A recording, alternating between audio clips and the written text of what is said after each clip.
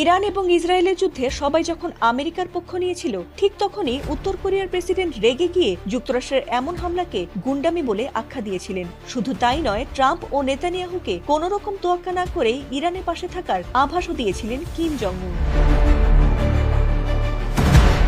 যুক্তরাষ্ট্র ও ইসরায়েলের এত হামলার পরও ইরান কোনোভাবে আমেরিকার কাছে মাথা নত করেনি। এই যুদ্ধে ইরান এখন পর্যন্ত সবচেয়ে বেশি ক্ষতিগ্রস্ত হয়েছে। তারপরও তারা প্রতি রাতে ইসরায়েলে পাল্টা হামলা চালিয়ে ইসরায়েলকে নাস্তানাবুদ করে দিচ্ছে।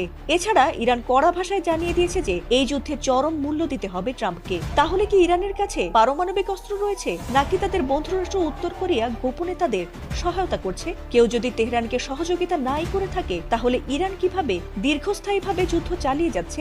এমন প্রশ্নই এবার অনেকের মাথায় ঘুরপাক খাচ্ছে। ট্রাম্প নেতানিয়াহুর শত হুমকির পরও কেউ দমাতেই পারছে না ইরানকে। এমনকি বন্ধু দেশ রাশিয়া ও চীনের কাছেও সাহায্য না চেয়ে মধ্যপ্রাচ্যে থাকা শত্রুদের ঘাঁটি একে একে গুড়িয়ে দিচ্ছে ইরানি বাহিনী।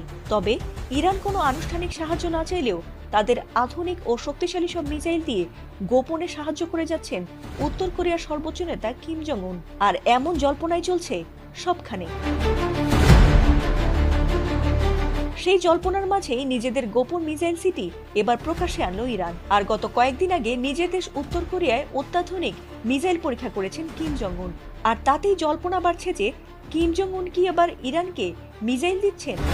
কারণ ইরানের শত্রুদের লাগাতার হামলার পরও যেভাবে সম্প্রতি ইরান ঘোষণা দিয়েছে যে তারা এ যুদ্ধে আমেরিকা ইসরায়েলের শেষ না দেখে ছাড়বে না, তাতে করে বহু বিশ্লেষকেরই ধারণা যে হয়তো গোপনে কিমের কাছ থেকে অস্ত্র সহায়তা পাচ্ছে ইরান।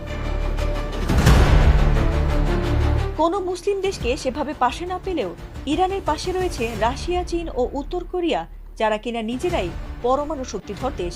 এমনকি ইরানকে সাহায্য করতে মিসাইলও পাঠাতে চান বলে জানিয়েছেন কিম জং উন। এমনকি একটি মিসাইলে তাদের সবাইকে ধ্বংস করে দিতে যথেষ্ট, এমনটাও জানিয়েছেন তিনি। যদিও এ বিষয়টি অনেকেই ভুয়া তথ্য বলে দাবি করেছে, তবে বিষয়টি এত সহজে উড়িয়ে দিতে নারাজ অনেকেই। এর কারণ হলো, ডেস্ট্রয়ার জাহাজ থেকে সফল ক্রুজ মিসাইল ছুড়ে কিম বলেছিলেন যে তাদের সমুদ্র প্রতিরক্ষা ব্যবস্থায় তারা যে পরিবর্তন এনেছেন তা গত 50 বছরেও কোথাও কেউ দেখেনি। আর কিমের সেই সফল ক্ষেপণাস্ত্র পরীক্ষা রীতিমতো মাথা ব্যথা বাড়িয়েছে আমেরিকা, ইসরায়েল ও তার বন্ধু দেশগুলোর। কারণ নিজের দেশ এবং বন্ধু দেশ ছাড়া কাউকেই তোয়াক্কা করেন না উত্তর কোরিয়ার এই নেতা। তাই নতুন করে প্রশ্ন উঠেছে যে বন্ধু দেশ ইরানে কি ইতোমধ্যেই সামরিক অস্ত্র সরবরাহ করেছেন?